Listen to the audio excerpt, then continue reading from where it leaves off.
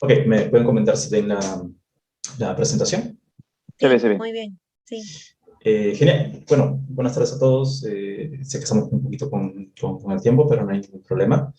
Lo primero que tengo que hacer es agradecer, obviamente, a quienes están a cargo de la organización de este evento, que espero que estén disfrutando.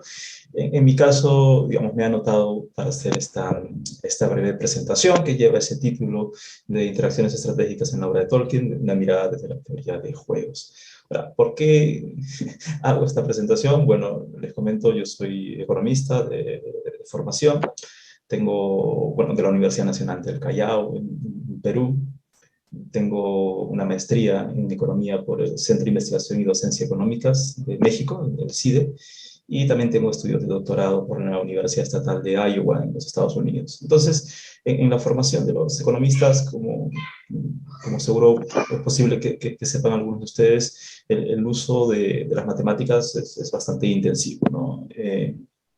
No solamente las matemáticas a nivel teórico, sino también las matemáticas aplicadas, incluyendo la estadística y ahora todo el tema de la evolución digital y computacional.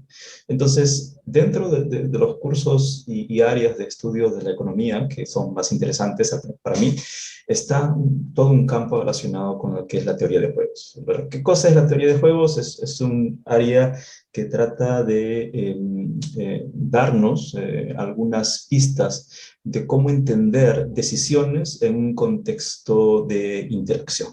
¿Okay? Esto es cómo tomar decisiones de forma estratégica. Y como podrán claramente entender, esto subyace en muchísimos contextos, ¿verdad? Piensen en dos empresas que están compitiendo en una determinada industria, piensen, por ejemplo, en poderes del Estado, como un Congreso o Poder Ejecutivo, que están en una pugna respecto de la implementación de determinadas políticas, piensen en dos países que están en un conflicto bélico, ¿verdad? O piensen en una relación de pareja, o una relación de padre-hijo, en una relación de amigos, etcétera, que puede estar, que puede, digamos, revestir en ocasiones situaciones de conflicto, ¿verdad? O competencias, si quieren verlo desde la perspectiva económica, o situaciones de cooperación. ¿Okay? Entonces, la teoría de juegos nos brinda herramientas para tratar de entender ese tipo de decisiones, no solamente en un contexto económico, sino que en un contexto mucho más amplio. La teoría de juegos tiene muchísimas aplicaciones. ¿Okay? Entonces, en el concilio del año pasado, yo hice una breve presentación sobre la teoría de juegos, ¿verdad? Algunos conceptos básicos, y quedó como en agenda, hacia el final de la presentación, desarrollar algún juego que tenga que ver con los personajes de la obra de Tolkien, ¿no? Y mostrárselos y ver la solución y tratar de entender los conceptos de la teoría de juegos a partir de la obra de Tolkien o de las interacciones que están dentro de la obra de Tolkien. ¿Okay? Entonces, ese es más o menos el feeling y el objetivo de esta breve presentación. Yo no sé cuántos de ustedes estuvieron el año pasado, así que voy a hacer una suerte de review así súper básico, espero rápido, sencillo, pero no menos violento, de algunos conceptos básicos detrás de la teoría de juegos. ¿Ok? Entonces, como les comentaba, la teoría de juegos se conoce como también la teoría de la interacción estratégica. Hay otros nombres con los cuales también se les conocen. Ahí hay después un nombre adicional que es de Multi-Person Decision Theory, pero, digamos, no solamente abarca decisiones de personas, sino en general de cualquier tipo de agente. Podemos estar hablando de personas, instituciones, ¿okay? Que toman decisiones de forma estratégica. Y en esa medida vamos a estudiar situaciones de conflicto o cooperación. Estas situaciones de conflicto o cooperación es la que denominamos como juegos. ¿Okay? Piensen en un juego de ajedrez, es literal, eso es un juego, es claramente una situación de competencia, de conflicto de una parte y la otra tratando de ganar el juego. ¿Okay? Por ejemplo, juegos de rol, los juegos por internet y demás, que incluyen las dos situaciones, ¿verdad? Situaciones de cooperación entre un grupo de participantes en conflicto con otro grupo de participantes. ¿Okay? Entonces, de manera que podemos representar muchísimas situaciones como un juego, ¿verdad? Y lo importante es tratar de identificar qué hay detrás de la racionalidad de los individuos. ¿Okay? ¿Qué cosa los incentiva a tomar ciertas decisiones? ¿Okay? Entonces, podemos estar en contextos en los cuales Las decisiones están basadas estrictamente en mi bienestar de forma individual y estar en juegos no cooperativos, ¿verdad? Donde solamente tomo decisiones pensando en mí. O si no, podemos estar en situaciones en las cuales podemos tomar acuerdos entre participantes y tenemos que pensar también en el bienestar de quienes cooperan con nosotros, ¿de acuerdo? Entonces, la teoría de juegos es clave dentro de la formación de los economistas, y no solamente economistas, sino también científicos sociales y otras áreas también del conocimiento. Incluso hay mucho de teoría de juegos que se están aplicando y desarrollando en ciencias médicas, en ciencias biológicas. Eso es importante.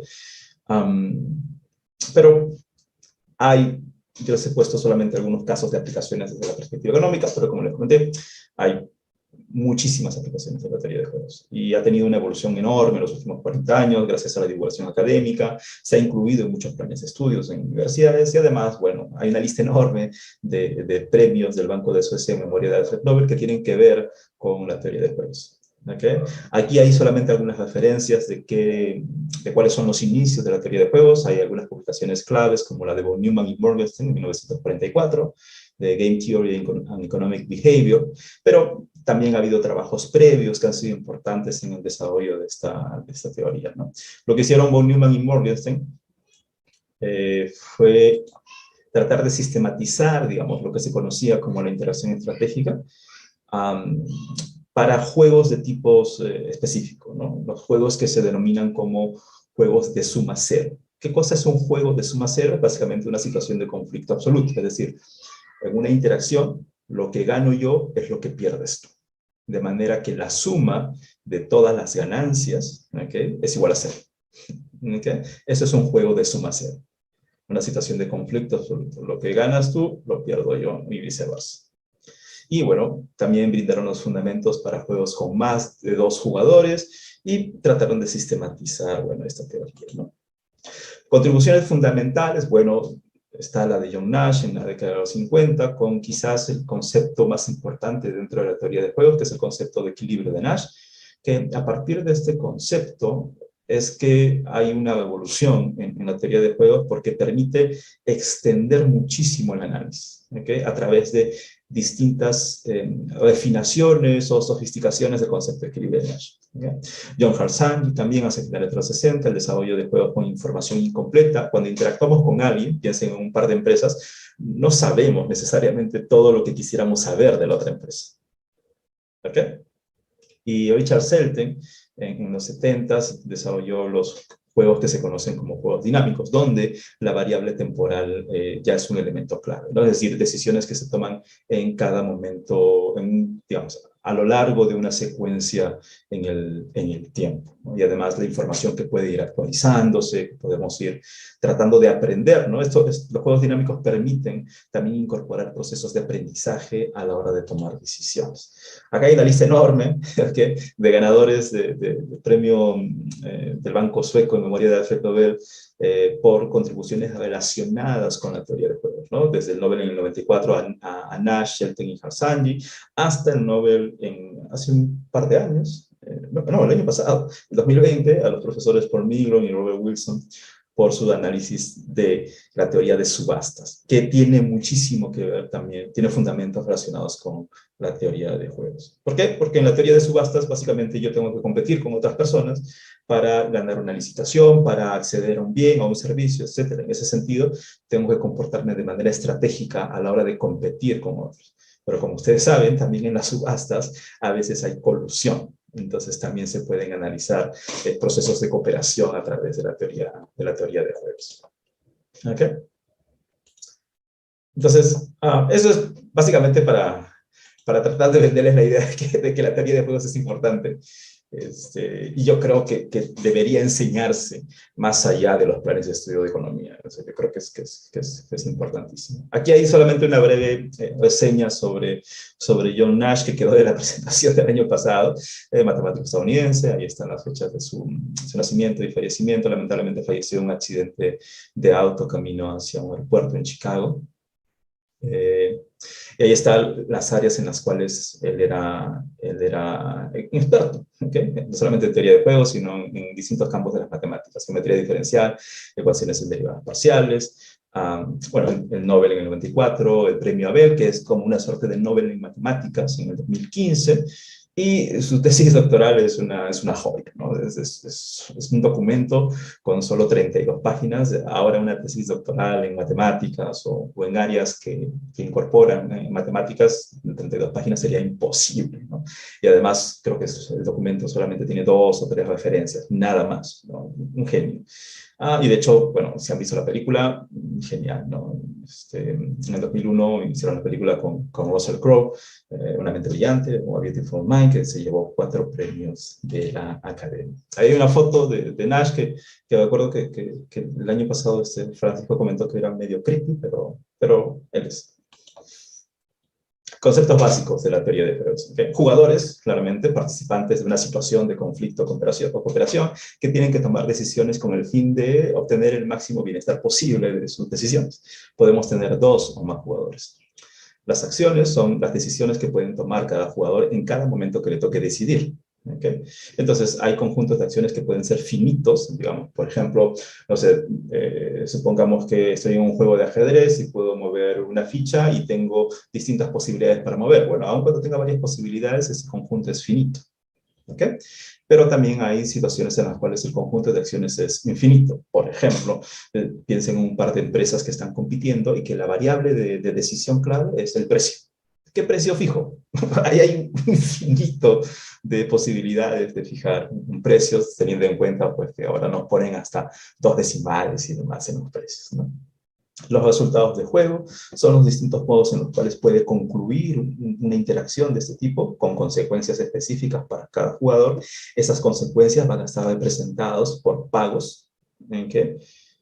Entonces, estos pagos, este concepto de pagos es súper flexible porque puede representar, dependiendo del tipo de interacción que estemos hablando, puede representar vivir o morir, puede representar una cantidad de dinero, puede representar alguna medida de satisfacción, alguna medida de utilidad, alguna medida de bienestar. ¿Okay? Entonces, el pago hay que entenderlo precisamente desde una perspectiva súper, súper flexible. ¿Okay? Y entonces, ¿qué cosa es una estrategia? Bueno, es un plan completo de acciones con las que un jugador podría proponerse participar en un juego.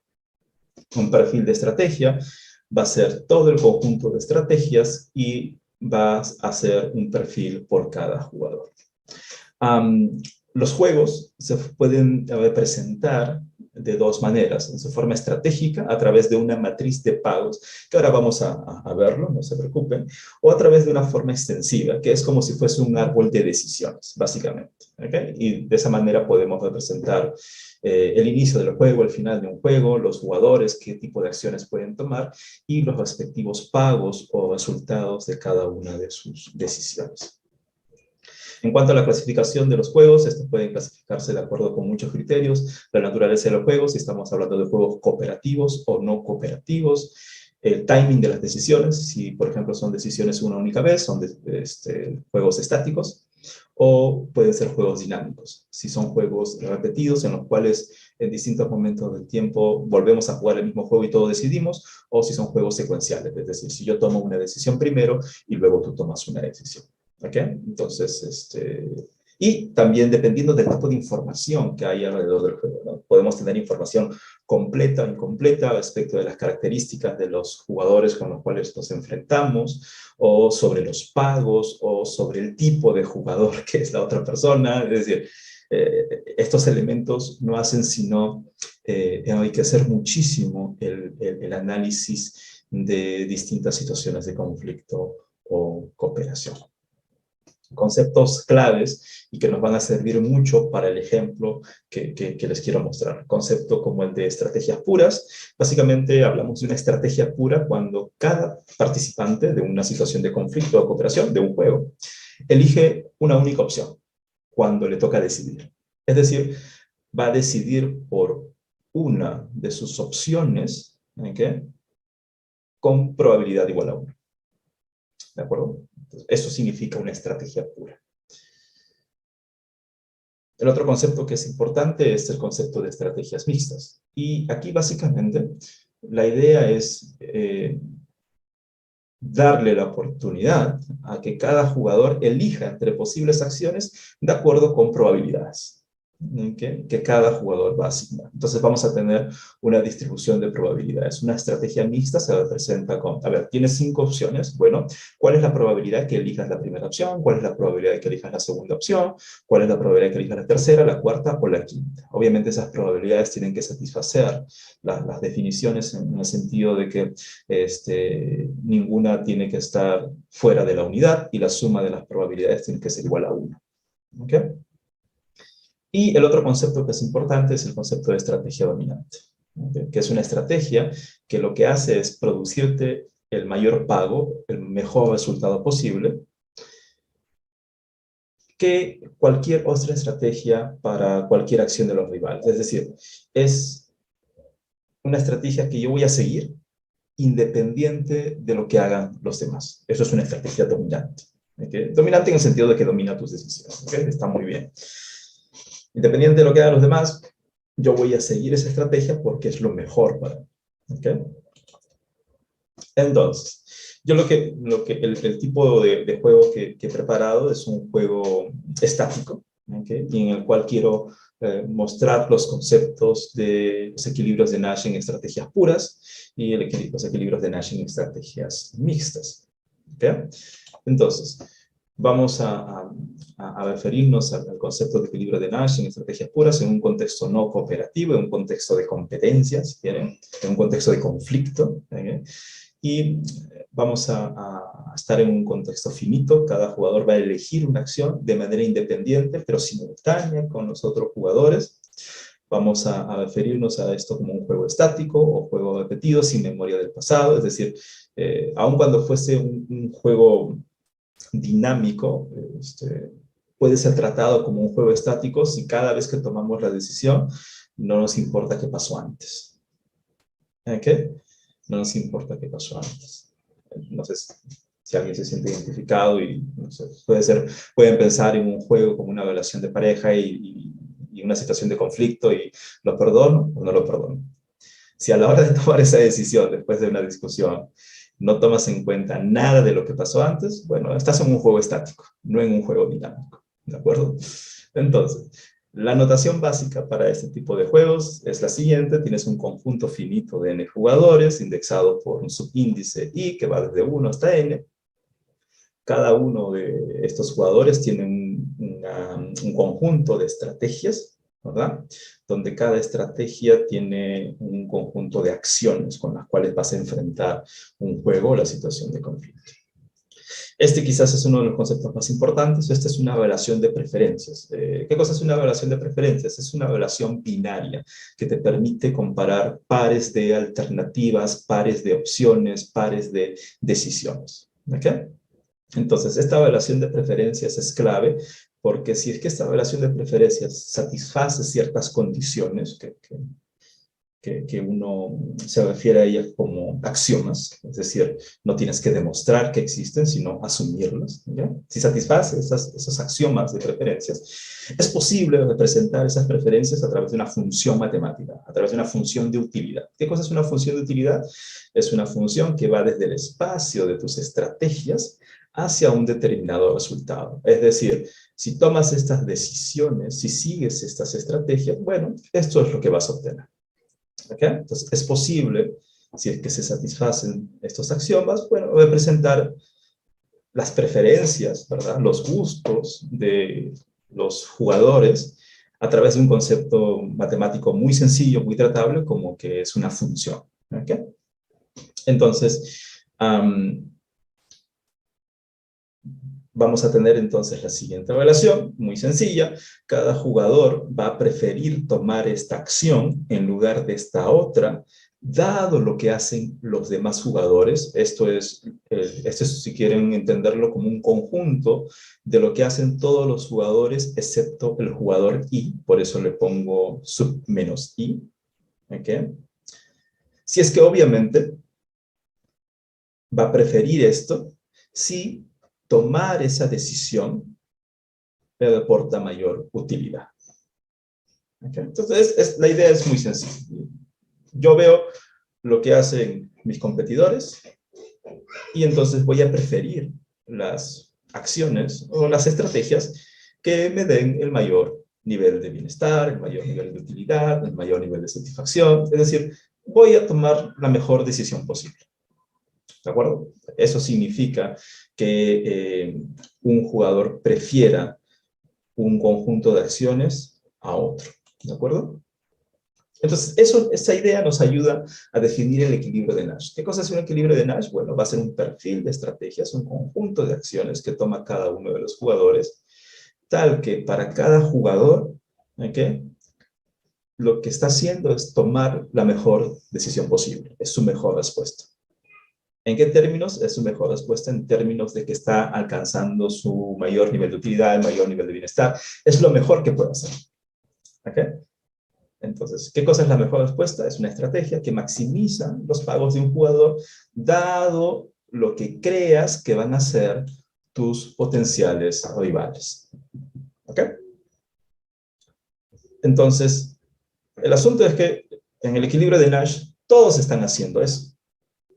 Cada uno de los que participan en el juego están tomando su mejor decisión posible, dado lo que creen que van a ser sus competidores. En ese sentido, por eso lo llamamos como un equilibrio, el equilibrio de Nash se identifica como situaciones en las cuales no existen incentivos, motivaciones, razones para desviarse de esa decisión, para cambiar de opinión, para cambiar de decisión. Esta es una discusión formal sobre cómo representamos el equilibrio de Nash.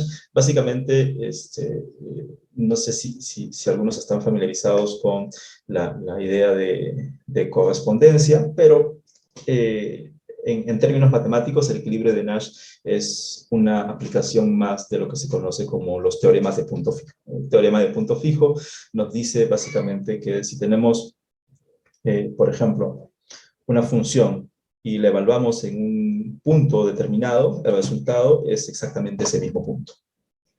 ¿Ok? Entonces, es exactamente lo mismo, la misma idea para el concepto de equilibrio en Nash, pero en este caso lo que tenemos son las funciones de mejor respuesta. Entonces, si evaluamos las funciones de mejor respuesta en las mejores respuestas de mis competidores, bueno, lo que va a resultar es una mejor respuesta. Es un punto fijo. ¿De acuerdo? Y como estamos hablando aquí de que uno puede tener varias mejores respuestas ante la acción de un competidor, no solamente una. Entonces la relación no es 1 a 1, no es exactamente una función, sino es una correspondencia. ¿Okay? Es un concepto más amplio de una función. Entonces utilizamos el teorema de punto fijo, que es el teorema de punto fijo de Kapitán. ¿Ok? Entonces, varias cosas pueden pasar aquí, ¿no? Que puede ser que no existan equilibrios. ¿Ok? Que el punto, digamos, que no existan equilibrios en el sentido de que no existe este punto fijo.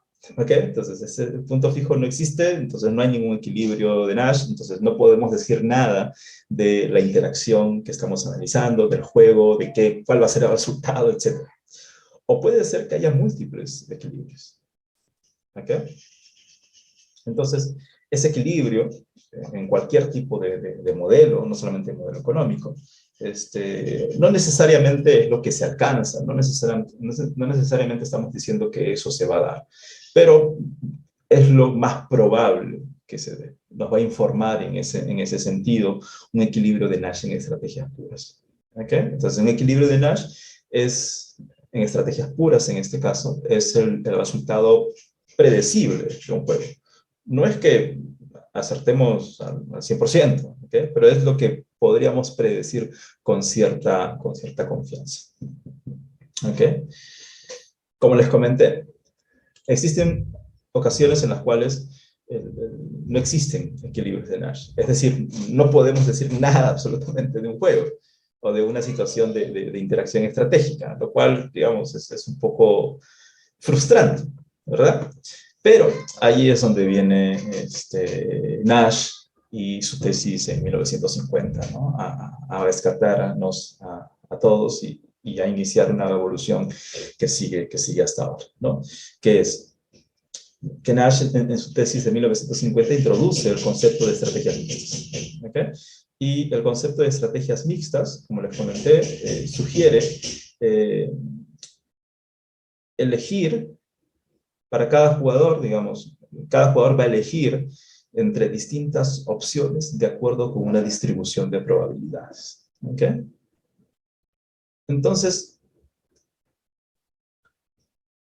de hecho, lo que demuestra Nash en su tesis es que un juego estático, con un número finito de jugadores y un número finito de acciones, tiene siempre al menos un equilibrio, que puede ser un equilibrio en estrategias mixtas. Es decir, así no haya equilibrio en estrategias puras, de todas maneras, si es que el juego es estático y con un número finito de jugadores y de acciones, hay un equilibrio que puede ser un equilibrio de estrategias mixtas.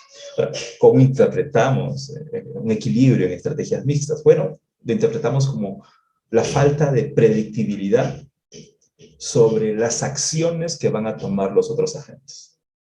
Es decir, la incertidumbre sobre lo que va a ser un competidor o un aliado. ¿Okay? Entonces, antes de desarrollar el ejemplo, quiero mostrarles solamente un par de casos sobre juegos muy estilizados que siempre se tocan. No sé si, permítanme. Ok, creo que los voy a mostrar. Este de acá, a ver. Un juego típico, que es el juego del dilema del prisionero, ¿verdad? Dos ladrones son atrapados y los ponen en celdas distintas, no pueden comunicarse, no hay evidencia muy fuerte contra ellos, y bueno, la idea es que uno delate al otro, y que en esa medida brinde evidencia para, ¿verdad? Para inculpar al otro ladrón. Entonces, si ambos se delatan, hay evidencia en contra de ambos y los dos van presos, a la olla. ¿Ok? Si solo uno de ellos delata, bueno, entonces el otro ladrón va preso y el que delató, digamos, se convierte en una suerte de colaborador eficaz, ¿okay? Y queda libre. Si ninguno delata, entonces no hay evidencia para mantenerlos presos, pero se les impone un pequeño castigo, un pequeño cargo, ¿no? Entonces, aquí está. Esta es una forma muy sencilla de representar ese juego. Los ladrones, aquí están sus acciones, que son entre delatar y no delatar.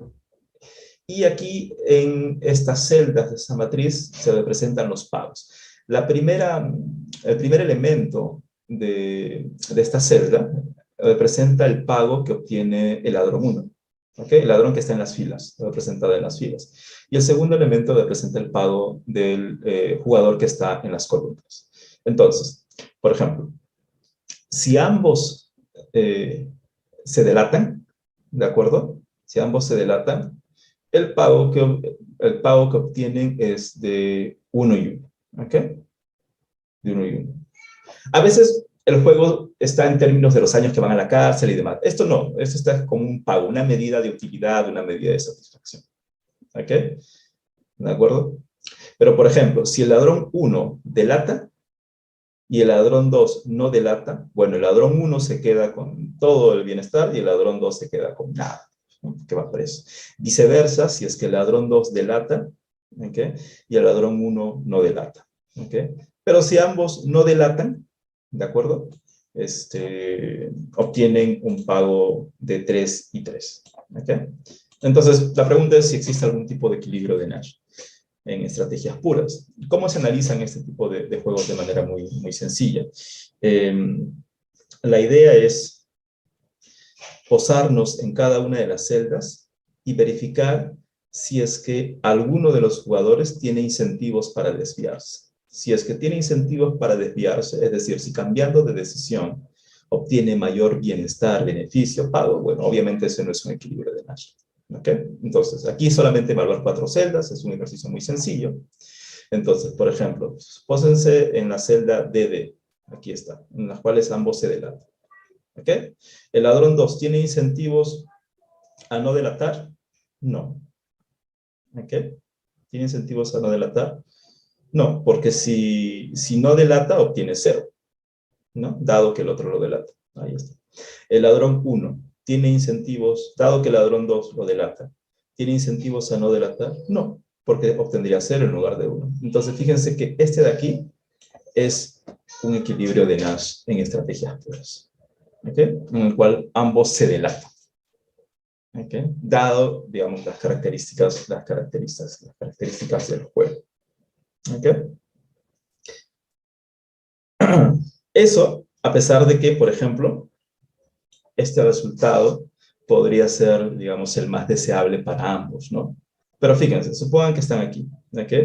Donde el ladrón 2 no delata. ¿Qué le conviene hacer al ladrón 1? ¿No delatar y obtener 3? ¿O delatarlo y obtener 4? Bueno, delatarlo, ¿no? Lo mismo para el ladrón 2, ¿de acuerdo? Si el ladrón 1 no delata, ¿ok? Está aquí, ¿qué le conviene al ladrón 2? ¿No delatarlo y obtener 3? ¿O delatarlo y obtener 4? Es delatarlo. Entonces, delatar en este caso, traicionar, si quieren, es una estrategia dominante. ¿Okay? Siempre va a ser la estrategia dominante en este caso. ¿De acuerdo? Ese es un juego muy sencillo. Yo creo que estamos un poquito con el tiempo. Quiero mostrarles este ejemplo. No quiero que piensen que es ninguna alusión personal, ni nada por el estilo. Pero este es un juego entre un policía y un vendedor de drogas, ¿ya?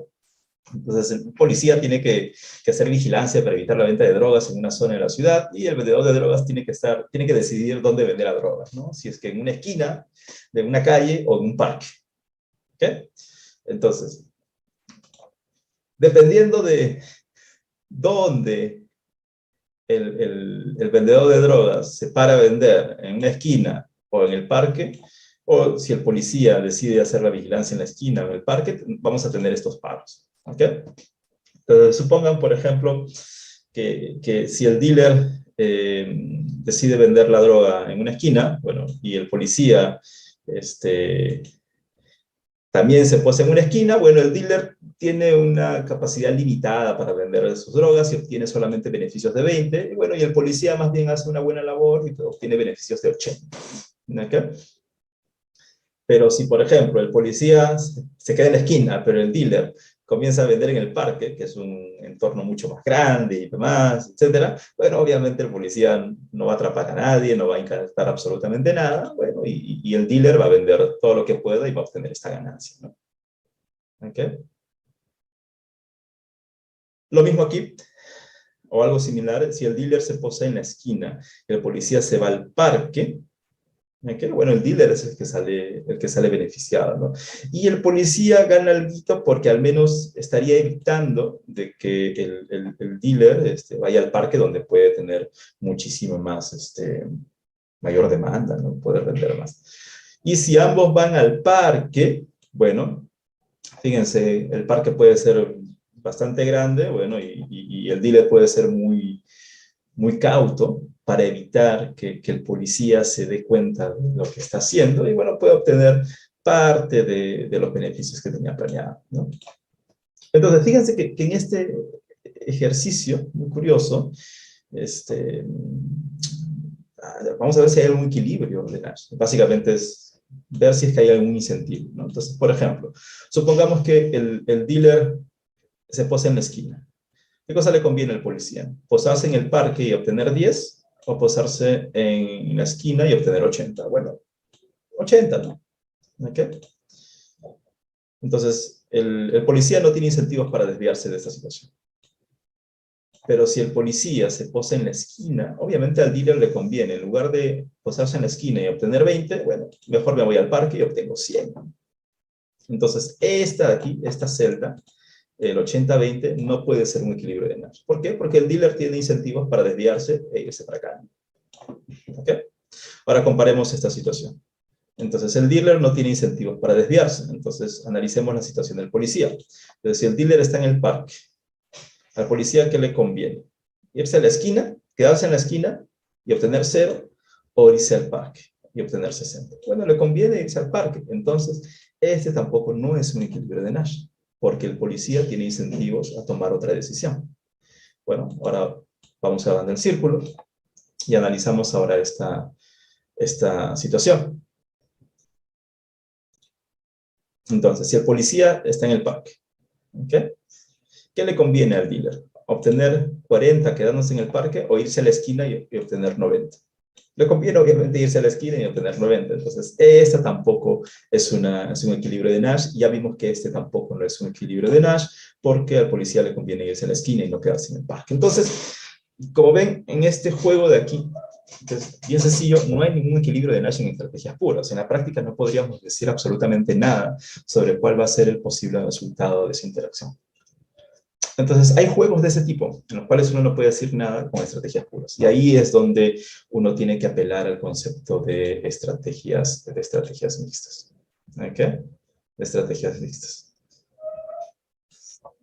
Entonces, un ejemplo que se caía de maduro, al menos para mí, era obviamente tratar de modelar o de presentar un juego a partir de la interacción de Frodo y Gollum. Como ustedes saben muy bien, la interacción entre Frodo y Gollum lidera mucho de la trama del Señor de los Anillos, ¿no? Es fundamental, ¿verdad? Y es una relación que es particularmente compleja, cercana, con muchísimos matices y que creo que como lectores todos disfrutamos mucho de esa interacción y las distintas fases por las cuales pasa la relación entre Frodo y Gollum. Pongo slash Sméagol porque así es como lo comienza a llamar Frodo a partir de cierto momento, y tanto Frodo como Sam observan que hay eventualmente ciertos cambios en Gollum, e incluso Frodo, cada uno tiene seguro sus interpretaciones, pero Frodo incluso comienza a eventualmente a albergar la esperanza de que también Gollum puede ser salvado, porque eso implicaría que él también podría ser salvado de toda la influencia del anillo, ¿no? Entonces, yo lo que he hecho es plantear este juego muy sencillo, en el cual nuevamente es un juego estático, es una versión súper sencilla, es una hipersimplificación, si quieren, donde Frodo tiene, digamos, dos opciones, ¿verdad? Tiene la opción de mantenerse fiel al objetivo, a su compromiso asumido en el concilio de Elrond y de llegar a Mordor para destruir el anillo en las lavas del monte del destino, o rendirse, sucumbir ante el poder del anillo y dejar que el anillo ejerza todo su poder a través de él. ¿Okay? Gollum, por otro lado, una vez que como ustedes saben, los sigue a partir de las minas de Moria, y luego tienen este enfrentamiento con Frodo y Sam y Gollum en Emin Muil,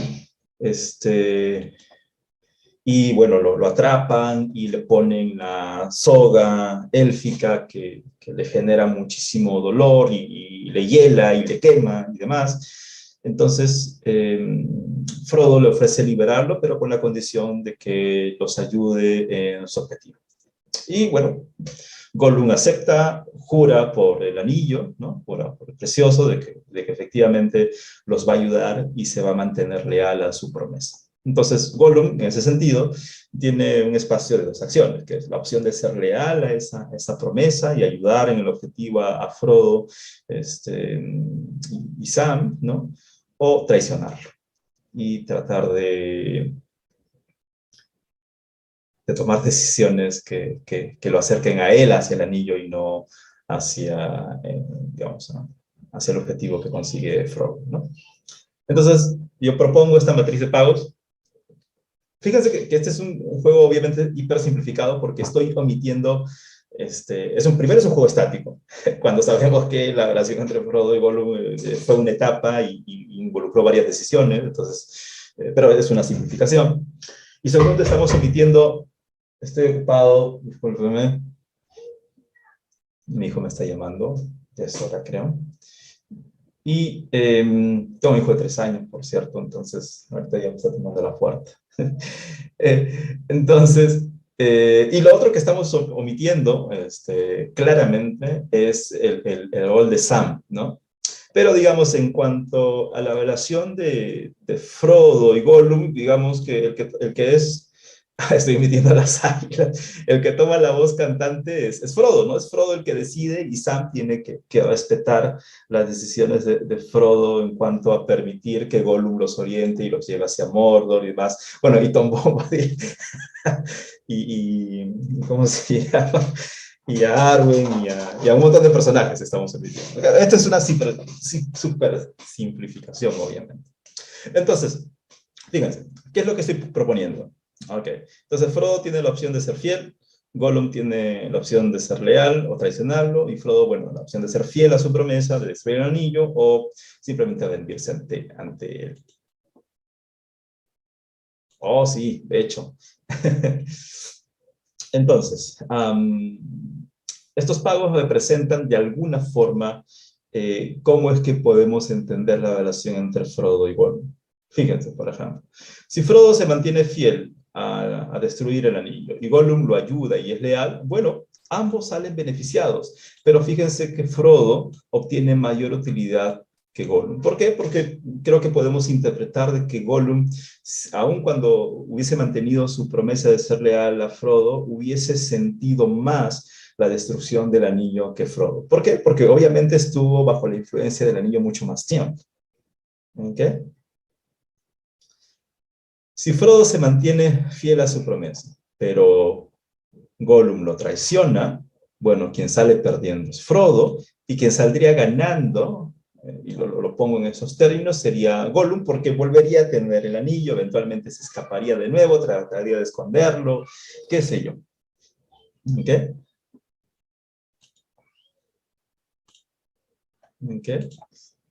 Si Frodo, esta es la parte interesante, si Frodo decide ceder, rendirse ante el anillo, a pesar de que Gollum le es leal, ambos pierden, y en la misma cantidad.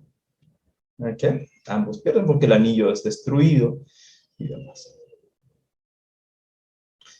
Si es que Frodo se rinde ante el anillo y además Sméagol lo traiciona, bueno, aquí se da una situación total de conflicto, ¿no? Total de conflicto. Pero digamos que aquí estoy poniendo, interpretando que las pérdidas son menores, porque al menos en esa situación de conflicto, ambos al menos tienen la decisión de pelear por el anillo y no creer que ha sido traicionado por el otro o que el otro, digamos, se ha vendido y te ha abandonado. ¿Ok? Entonces, por eso que estoy poniendo estos pagos que, digamos, son ligeramente mayores a esto. Pregunta, ¿existe algún equilibrio de Nash en estrategias puras? Bueno, tal como lo planteo, no. Si se fijan, por ejemplo, si Gollum es leal, ¿ok? Si Gollum es leal, ¿qué le conviene a Frodo? ¿Rendirse ante el anillo? No, le conviene ser fiel. En lugar de obtener -2, obtendría 8. Entonces, esto no es un equilibrio de Nash. Vamos a este de aquí. Si Frodo es fiel a su promesa de destruir el anillo, a su promesa de destruir el anillo, ¿qué le conviene a Gollum? ¿Ser leal o traicionarlo? Si es leal, obtiene 4, pero si lo traiciona, obtiene 8. Entonces, esto tampoco puede ser un equilibrio de Nash en estrategias puras.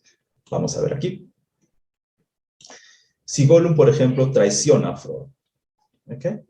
¿Qué le conviene a Frodo? ¿Cuál es su mejor decisión? ¿Mantenerse fiel y perder -2? ¿O también rendirse ante el poder del anillo y al menos pelear por tener el anillo y obtener -1? Obviamente, hay una diferencia mínima, condicional en que Gollum ya lo traicionó, en que lo traiciona, pero bueno, entonces preferiría esta situación. Entonces tampoco este es un equilibrio de Nash. ¿De acuerdo? ¿Ok?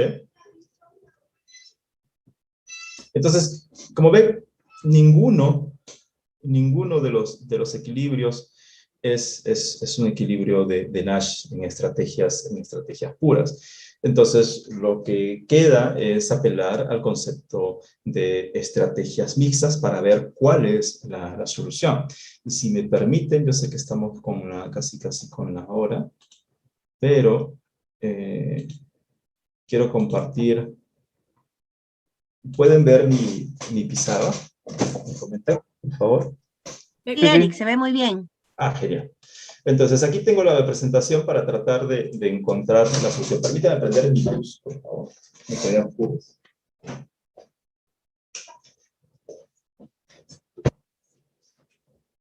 Ok.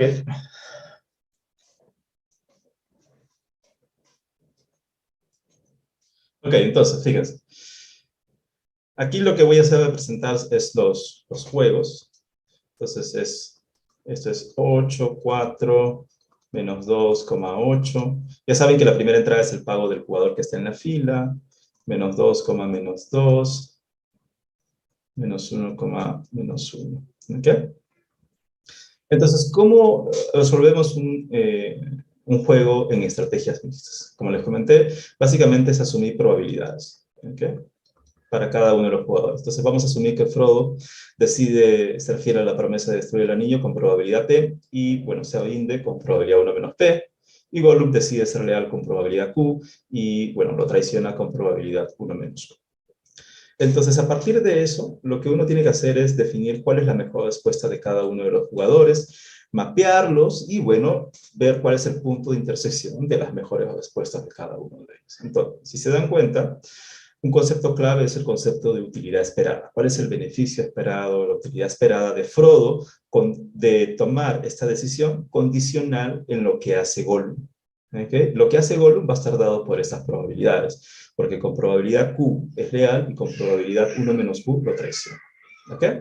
Entonces, si lo traiciona con probabilidad Q y Frodo toma la decisión de ser fiel, bueno, obtiene 8. ¿Okay? 8 veces Q. ¿De acuerdo? Se multiplica por la probabilidad porque es una utilidad esperada. ¿Ok? Más 1 menos Q. Si con probabilidad 1 menos Q lo traiciona y Frodo decide ser fiel, bueno, Frodo obtendría menos 2. ¿Ok? Entonces lo multiplicamos por, permítanme, por menos 2. Entonces la utilidad esperada de ser fiel de Frodo es simplemente, esto sería 8Q, 10 veces Q menos 2. ¿Ok? Y también analizamos la otra decisión de Frodo. La utilidad esperada de Frodo debe venirse. Entonces, lo mismo, ¿no? Condicional en lo que hace Gollum. Entonces, esto es Q más 1 menos Q y lo multiplicamos por, entonces, si Gollum es leal con probabilidad Q y Frodo decide vendirse, bueno, obtiene un pago de menos 2, entonces sería menos 2Q. Y si es que Frodo, perdón, si es que Gollum lo decide traicionar, pero Frodo se rinde, bueno, obtiene un pago de menos 1. Entonces, eso es igual, sería menos 2Q, esto es igual a menos Q menos 1. ¿Ok? Entonces, a partir de aquí es muy sencillo, porque podemos analizar un concepto clave, que es el concepto de la función de mejor respuesta. ¿Qué es lo mejor que puede hacer Frodo, dado lo que hace Gollum? ¿Okay? Esa es la probabilidad de que Gollum sea leal. Entonces, ¿qué va a hacer Frodo? Entonces, Frodo va a decidir ser fiel a su promesa, es decir, asignar una probabilidad igual a 1 a esta acción, si obviamente la utilidad esperada de ser fiel es mayor a la utilidad esperada de rendirse ante el anillo. Es decir, si es que 10 veces Q menos 2 es mayor a menos Q menos 1. ¿Ok? Lo mismo, ¿qué va a hacer Frodo? Frodo se va a rendir ante el anillo, es decir, va a asignar una probabilidad de 0 a al hecho de ser fiel, ¿verdad? Sí, obviamente la utilidad de ser fiel es menor que la utilidad de rendirse. Y bueno, podemos asumir también que Frodo va a ser indiferente, ¿verdad? Entre ser fiel o rendirse ante el anillo, va a tener una probabilidad entre 0 y 1, sí, obviamente estas utilidades esperadas son iguales, ¿no? ¿Ok? 10Q menos 2 es igual a menos Q menos 1. Entonces aquí tenemos dos desigualdades y una igualdad. Entonces, básicamente, esto es lo mismo que decir si es que Q es mayor que un onceavo, si es que Q es menor, bueno, estrictamente menor que un onceavo, y si es que Q es igual a un onceavo. ¿Ok? Entonces, esas son las decisiones de Frodo dependiendo de lo que hace Gollum. ¿Okay? Y eso lo podemos mapear aquí en el siguiente diagrama, ¿no? Aquí podemos poner P, aquí podemos poner Q. Entonces aquí podemos poner el punto de referencia, que es, lo ponemos por aquí, es 1 sobre 11. ¿Ok? Es 1 sobre 11. Y fíjense, ¿qué estamos diciendo? De que si es que Q, que es la probabilidad de que Gollum sea leal, es mayor a 1 sobre 11, entonces Frodo va a decidir, tendría incentivos para ser fiel a su promesa de destruir el anillo, es decir, asignaría una probabilidad igual a 1. Estaríamos acá. Le vamos a poner de este color. ¿Okay? ¿De acuerdo? Pero si es que Q es menor que un onceavo, bueno, Frodo decide asignar una probabilidad igual a 0, ¿no? P igual a 0. Ahí está. Y bueno, si es que Q es igual a un onceavo, esto lo voy a, permítame un segundo, un onceavo, entonces, bueno, Frodo es indiferente, es indiferente. Entonces, esta es una forma muy sencilla de representar vamos a ponerlo así, la función de mejor respuesta de Frodo, ¿sí? Dependiendo de lo que hace Gollum. ¿Ok? Es una función de este tipo, un grafiquito de este tipo. Bueno, ahora lo que tenemos que hacer es analizar a Gollum. ¿Ok? Entonces, si analizamos a Gollum, lo que tenemos es que Gollum, bueno, su utilidad esperada, en este caso,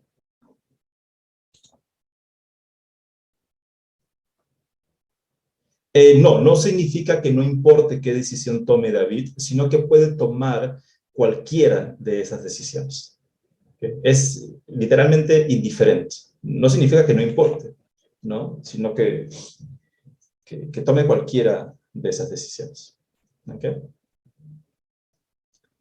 Entonces, la utilidad de Gollum sería la siguiente. Si recuerdan los valores, entonces, por ejemplo, Gollum va a ser leal, es decir, va a asignar una probabilidad Q igual a 1 al hecho de ser leal. Bueno, aquí las utilidades esperadas son aquí 4P, se las pongo directamente, más 2 veces por 1 menos P, entonces esto sería igual a 2P más 2.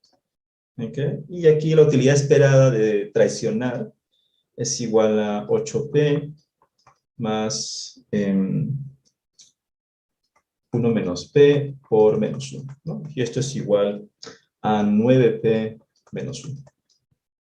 ¿Sí? 9P menos 1. Entonces, algo muy similar. Entonces, Gollum va a decidir ser leal si la utilidad de ser leal es mayor a la utilidad de traicionarlo. Es decir, si es que 2P más 2 es mayor que 9P menos 1. Y va a decidir traicionarlo, es decir, Q va a ser igual a 0, si 2P más 2 es menor que 9P menos 1. Y bueno, va a ser indiferente entre traicionarlo o ser leal a Frodo si es que 2P más 2 es igual a 9P menos 1. ¿Okay? Entonces, si checan si checan esas desigualdades, lo que tendríamos es lo siguiente. ¿Okay? Es decir, que Gollum va a ser leal a Frodo si es que la probabilidad de que Frodo se mantenga fiel a su promesa es menor a 3 séptimos. ¿Okay? Y aquí va a decidir traicionarlo si la probabilidad de que se mantenga fiel a su promesa va a ser mayor a 3 séptimos. Y bueno, aquí va a ser indiferente si es que esto es igual a 3 séptimos. Es decir, fíjense, este es un resultado muy, muy curioso, ¿no? Es decir, Frodo va a ser leal, pero Gollum podría ser leal a Frodo si es que ve que Frodo o piensa que Frodo va a ceder ante el anillo. ¿Ok? Es decir, estaríamos en un escenario muy curioso en el cual Gollum, o sea, Gollum daría pie a que las decisiones las tome Sméagol, ¿okay? Y Sméagol, ante ver que Frodo tiene una probabilidad bien baja de cumplir con la promesa de destruir el anillo, Sméagol tomaría el protagonismo, ¿no? Es una situación muy curiosa que observé a partir de plantear el juego, y incluso le pregunté a Francisco si es que recordaba alguna cita del libro donde podría darse a entrever si es que Gollum podría tener algún papel muy distinto al que al final termina teniendo en el libro, ¿no? Hay algunos hints sobre si es que Gollum eventualmente puede ser bueno. Me puso a ver a los Towers, dice Francisco.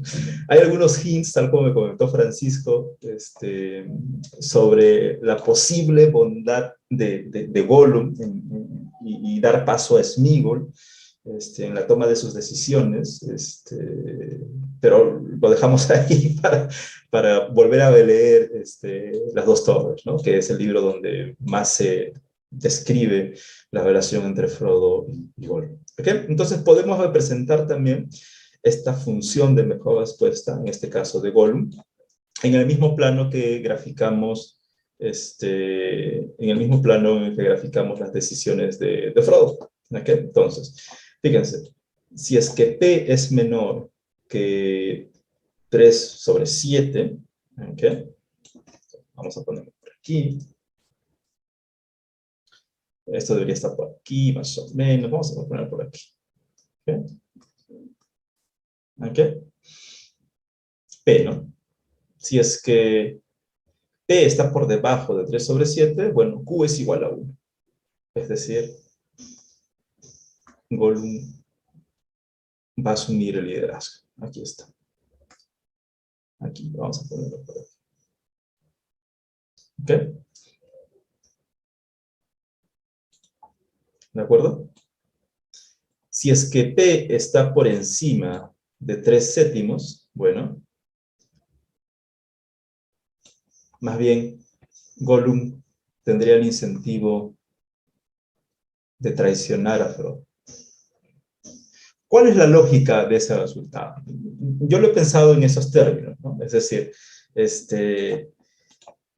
si es que Gollum como que ve que Frodo tiene la total determinación de destruir el anillo, ¿no?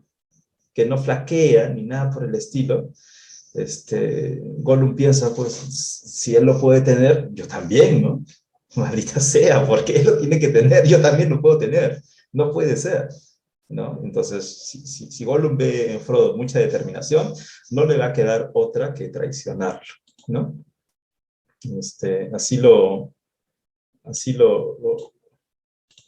Así lo entendí yo. Estoy admitiendo a más personas, discúlpenme, como tengo el host. Ok. Y bueno, si es que P es igual a 3/7, bueno, Gollum entonces sería indiferente entre traicionarlo o serle leal. Entonces, allí tendríamos la función de mejor respuesta de Gollum. ¿Ok?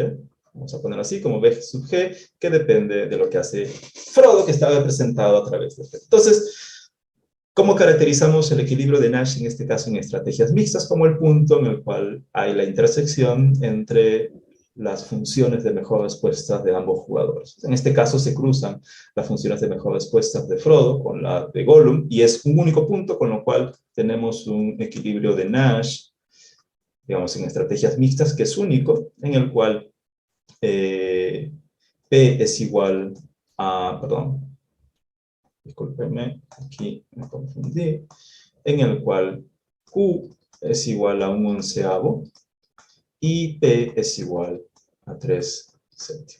¿Okay? Ese es el equilibrio de Nash en estrategias mixtas. Es decir, que Frodo va a decidir mantenerse leal a la promesa de destruir el anillo con una probabilidad de 3/7.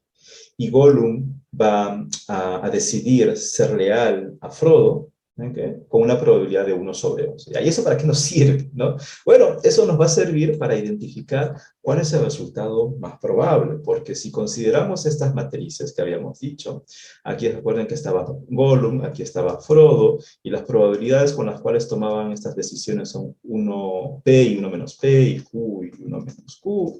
Entonces, la probabilidad de que se dé este resultado es igual a p por q, aquí sería p por 1 menos q, ¿ok? Aquí sería 1 menos p por q, y aquí sería 1 menos p por 1 menos q. Entonces, si hacen las cuentas, ¿okay? Lo que tendríamos en términos de las probabilidades aquí es simplemente 3 sobre 77, aquí es 30 sobre 77, aquí va a ser 4 sobre 77, y aquí 40 sobre 77. ¿Ok? Y entonces, antes no podíamos decir nada sobre cómo iba a terminar el juego, o esta interacción estratégica, y ahora sí podemos decir qué resultado se va a dar con mayor probabilidad. Entonces, como pueden observar, este resultado se da con mayor probabilidad. ¿Okay? 40 sobre 77. Que es el resultado en el cual Frodo termina cediendo ante el poder del anillo, y además Gollum decide traicionarlo. ¿Ok? ¿Qué es? Obviamente, ustedes conocen muy bien cuál es el resultado final de la obra, ¿no? Y bueno, al final viene todo lo que ya conocemos sobre el final, y este concepto de la eucatástrofe, y cómo luego del conflicto entre Frodo y Gollum, ya cuando Gollum está celebrando, tropieza y cae. Él y el anillo, ¿no? Pero el resultado que predice el juego es ¿okay? De que Frodo cedía ante el poder del anillo, y además Gollum también lo traicionaba. ¿Okay? Entonces, este es el juego que quería mostrarles. La idea es, como les comenté, ilustrar estos conceptos básicos de la teoría de juegos utilizando personajes de la obra de Tolkien, ¿no? Voy a pasar a mi otra... perdón. Esto es... Voy a pasar nuevamente aquí.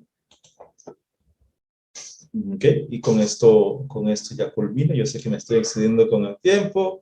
Bueno, ya sabemos que hay muchos más ejemplos para explorar. La obra de Tolkien está llena de situaciones de conflicto, de cooperación, que pueden ser utilizados para ilustrar los conceptos de la teoría de juegos, y alentar a los estudiantes, no solamente de economía, sino de otras carreras, a leer el libro. ¿Okay? Hay muchísimos contextos de información asimétrica donde los participantes deciden sin saber qué es lo que va a hacer el otro, o incluso son como engañados. Sauron piensa, por ejemplo, que Pippin es Frodo y cosas por el estilo. Es muy interesante. Y ahí solamente he descrito algunos ejemplos de interacciones que podrían ser interesantes de modelar, ¿no? La relación de Gandalf con Saruman, Denethor y Faramir, la relación siempre entre padres e hijos siempre es compleja, ¿no? La relación entre los miembros de la Comunidad del Anillo, Gondor y Rohan, Anarion y Erendis. Esto lo he sacado recién de las lecturas de los cuentos inconclusos con el grupo de la Cámara de los Sens, que podría ser interesante de modelar, y un gran etc. Entonces, la agenda sigue, y la idea es desarrollar otros ejemplos y compartirlos en próximos eventos de la Sociedad Tolkien Peruana y demás. ¿Okay? Entonces, con eso culmino. Y nada, muchas gracias por la atención. Muchísimas gracias, Félix. Muchas gracias.